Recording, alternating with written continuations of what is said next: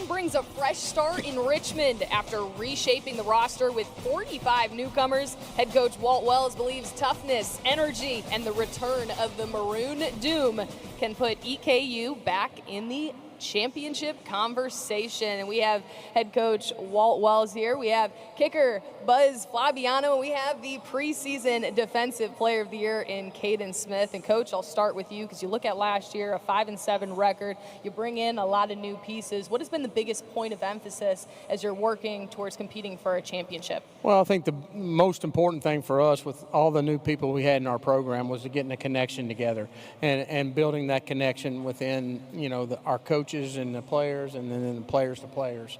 You got a short time to get to know these guys. You get to go through spring.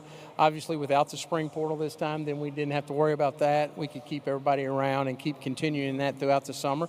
And I think the young men's done a great job. I think, I think you can tell a difference in this year's team than last year's.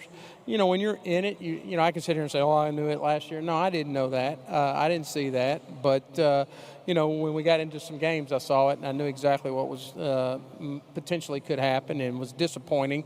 Not the year that we're used to having at Eastern Kentucky or expect to have. So these men and others have stepped up and tried to take that role. Coach, one of the things I love about listening to you talk is just the honesty that it's really refreshing to see it. One of the things that you mentioned after your spring game was something you were working on was selfishness and becoming more focused on playing for each other instead of for themselves. You don't hear coaches say those kind of things a lot very much anymore. Can you talk specifically about what you're referring to, and how have you gone about kind of imposing those changes to make sure that reflects what you see on the field this season? Well, we talked about all in. Everybody's all in for 365, and what that meant back when I brought it to them was 365 days for a year. We've got to get to the season, be all in, be all about EKU, be all about playing for the Colonels, and then obviously playing for each other. And I don't think we did that last year. I don't think we coached that away. I don't think we played that away. I think everybody had agendas, and I don't mean purpose-driven agendas. I think the noise from the outside kept coming in. As you know, Caden now becomes the most recruited guy in America by becoming the defensive preseason player of the year. He'll have every agent in the country calling and bugging him. He'll have coaches calling and bugging him. And we have to put all that behind him, because if he doesn't perform, they're going to go away. And so those are the things that we've got to be mature enough to handle and understand that, whatever your goals are personally are great. But for us to have success, we have to be a team-driven team. And you look at LSU when they won it. You look at all these great Indiana this past year when they win it. Everybody gets something. Either they get first-round draft picks, multiple draft picks.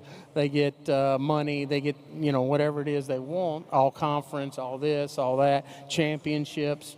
Well, you got to get those championships to produce the rest. If you're 5-7, they don't come calling as much.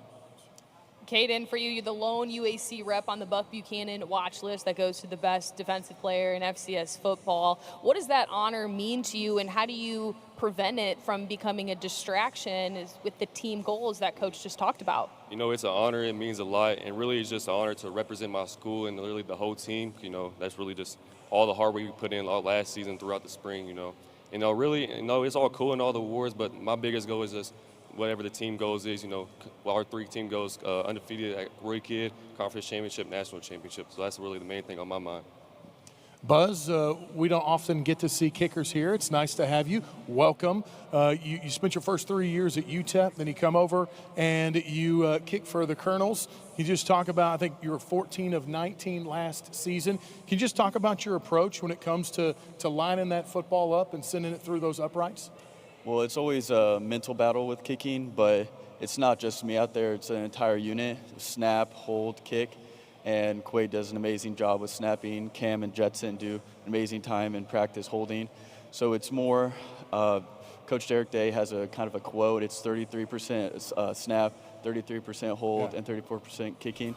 So it's not just me out there. We all have to be working as a good unit to produce the outcomes we want. And coaches got to love that, not being selfish. You got not only the kicker in, but we got the holder and the snapper as well. That's right. That's the full trifecta right there. Coach, can you talk about why bring a kicker? It's something different. Well, kickers are people too, right? Right. No, special teams is something that's going to be critical for our success this year, and Buzz has done a great job last year. He came in. Here's a guy that, he came to EKU for a lot of reasons. He came to play football and win championships. He came to EKU because of our criminal justice program. He wants to do great things when he's out of here. And he had a great season last year. He made a big kick. He shook one off and then made a big kick against Austin Peay to help us win that, or go ahead in that game that allowed us to go ahead and win that game. So, Buzz had a great season. And, my experience with kickers is the second year is the year that you get the fruits of their labor. I mean, the first year they're learning everything. I mean, coming into Roy Kidd Stadium and kicking is not easy. The wind swirls. Everybody talks about it. Everybody knows it.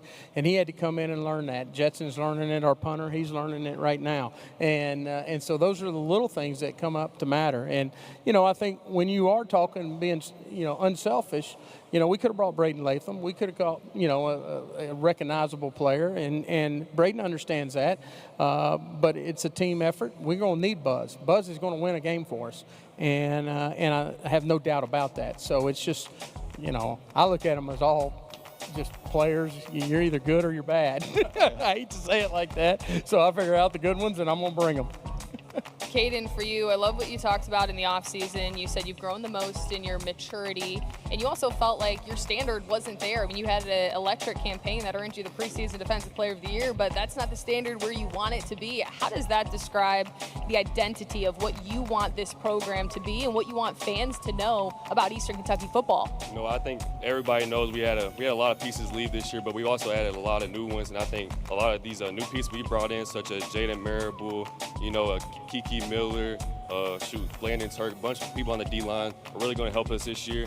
And I think really just the main thing is just leadership. We lost a lot of leaders last year. I think the biggest thing for me is just stepping up in a leader role this year and just bringing everyone along, all the new guys, showing the ropes and just how it is at EKU. Buzz, kickers, very important, no doubt. But those guys, you guys really get to sit back and watch and see a lot of the things. You're kind of off to the side until it's the special teams area. You get to watch the team a lot. Coach talked a little bit about making some changes and focusing more on the team. What have you noticed that's changed in the last year? That's definitely one of the highlights I've noticed. The unselfishness and the building of the brotherhood in this past spring and the summer workouts has been a significant point, and it's definitely changed for the better. Buzz, we have to talk about your name because Buzz Fabiano is a first-team name. I know that is a nickname, but tell us a little bit about how you got the nickname and then why you decided to keep it. It stuck.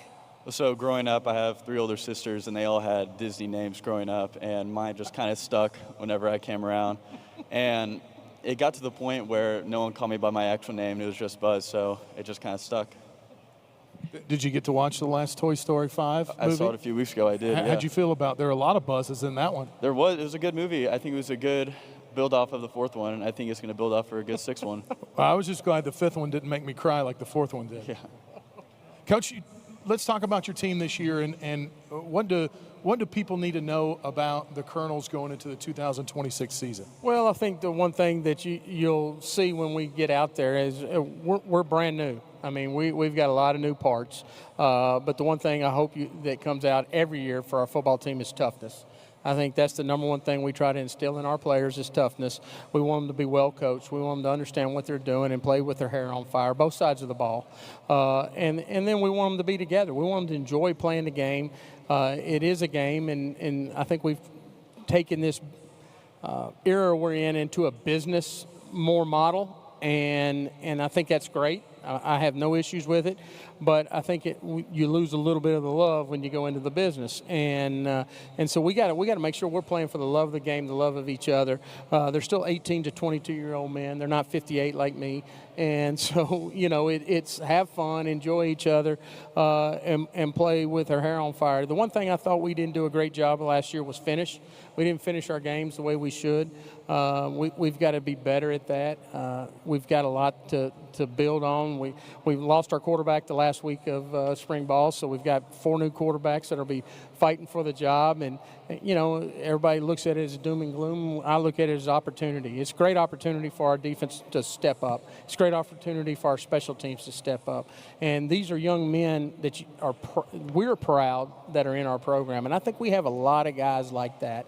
There's times last year, quite frankly, I didn't like coaching that team. And not that I didn't like coaching, just some guys were just so into themselves and not into each other. And that's just, I'm an old offensive lineman, so that ain't how it goes. And these guys, I mean, Caden is not only is he a great football player, he's a 3.0 student or above, and he's going to graduate early and all those great things. Buzz is the same way. And so we've got great representatives of our community and of our football team. All right, Coach, we got 30 seconds left. We're going to take a look at the schedule. What stands out as you are building towards that conference championship and that FCS national title? Well, there's 2 things that stands out. There's a lot of guys that are going to be predicted to be on top 25 list there. We've got a good Southern Conference slate there with Western Carolina, Chattanooga, and Tennessee Tech. And then the other thing is, for the first time in 6 years, we only have 1 FBS program to play, so I'm fired up about that. So it's we got 6 at home, 6 on the way. It's going to be a tough schedule. UAC is tough. You add West Florida, I mean, good Lord. You know, we just might as well, you know, put Texas and Texas A&M in there too and get it going. But I love that, you know.